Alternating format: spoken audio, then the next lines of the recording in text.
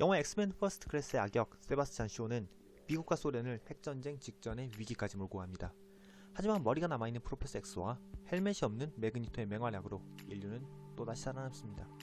이 영화를 보고 역시 영화는 영화야 라는 생각이 들 수도 있습니다. 하지만 과연 그럴까요? 이 영화의 모티브가 된 인류가 멸망 직전으로 갈 수 있었던 사건, 쿠바 미사일 위기에 대해 알아보죠. 영화의 배경이 되는 1962년, 미국과 소련은 서로 직접 싸우진 않았습니다. 너무 거대한 두 나라가 맞붙는 순간 세계대전이 시작된다는 것을 모두가 직감한 거죠. 대신 계속해서 군사력을 강화하고 동맹국을 늘려나가는 새로운 차원의 전쟁을 두 나라는 시작합니다. 이것을 차가운 전쟁, 냉전이라고 부릅니다. 냉전 동안 미국은 소련을 압도했습니다.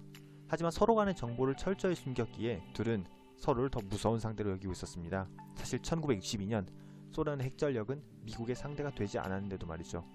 둘의 핵전력 차이는 17대 1에 달했습니다.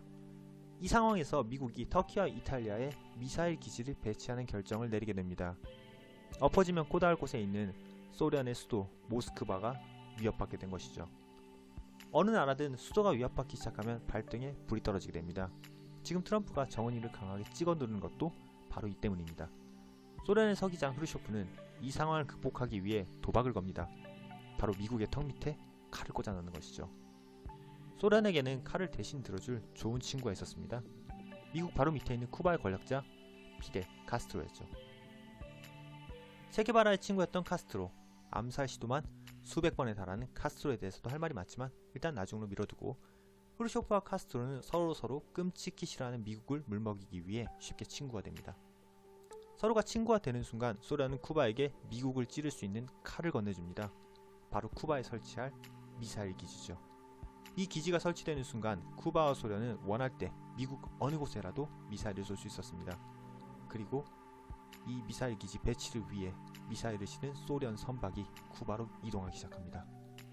미국도 멍청이는 아니었습니다. 1962년 10월 14일 쿠바를 감시하던 정찰기가 미사일 기지가 건설되고 있다는 사실을 알려주었습니다. 케네디 대통령은 국가안전보장회의를 소집합니다. 여기서는 협상부터 핵전쟁까지 모든 가능성이 테이블 위에 올랐습니다. 이런 상황에서 온건한 사람들을 비둥디파, 강경한 사람들을 매파라고 부릅니다. 인류에게는 다행으로 당시 케네디는 비둘기파였습니다. 이때 케네디가 핵전쟁을 결정했다면 지금 인류는 없었을지도 모릅니다. 미국은 전쟁 대신 해상 봉쇄를 선택합니다. 이 결정에 따라 미국과 쿠바의 바다를 오가는 모든 선박은 수색당하게 되죠. 그리고 10월 22일 케네디는 전세계에 소련의 계획을 알립니다. 이 장면은 영화에서도 확인할 수 있습니다. 동시에 미국에는 데프콘 3가 발령됩니다. 데프콘 3는 준전시 상태, 데프콘 1은 전쟁을 의미합니다.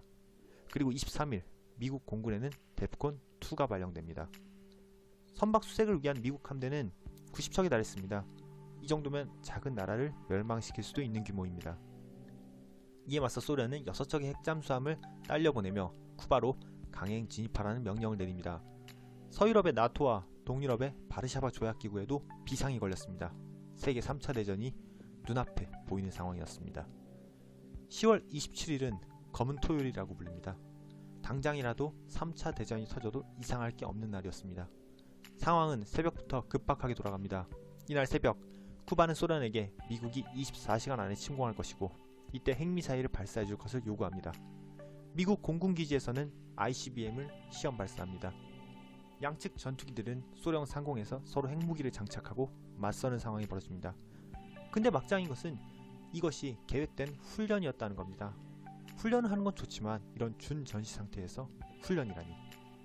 게다가 잠수함을 부상시키려고 터트린 훈련용 폭로에, 간단히 말해 공포탄을 터뜨려서 소련 핵잠수함은 전쟁이 터진 줄 알고 핵미사일 발사 직전까지 갑니다.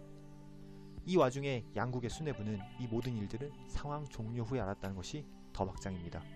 이 하루 동안 핵전쟁이 일어날 뻔한 상황이 수도 없이 많이 있었다는 것이죠. 10월 28일 소련 핵공격으로 플로리다가 무너졌다는 경보가 울립니다. 참모들이 대통령에게 보복 핵공격을 건의하려는 순간 이것 또한 자체 훈련이었다는 것으로 밝혀졌습니다. 이것을 마지막으로 소련은 미국과 협상하여 서로 쿠바와 터키에서 미사일 기지를 철수하기로 합니다. 다행히도 이 모든 순간에 케네디와 후르쇼프는 비둘기파였습니다. 그렇지 않았다면 이미 인류는 자체 뉴클리어 아포칼립스를 찍고 있었을지도 모릅니다. 이후에 소련은 핵을 최우선시하는 신념을 가지고 핵전력을 지속해서 강화합니다. 80년대에 미국을 추월하지만 결국 91년에 해체되면서 핵전력은 무너지게 되죠. 하지만 이 신념은 아직 끝나지 않았습니다. 북쪽 뚱땡이에게 고스란히 옮겨온 이 핵에 대한 강한 신뢰감은 아직도 끝나지 않았습니다. 하지만 다행히도 아직 세계 3차 대전은 일어나지 않았습니다.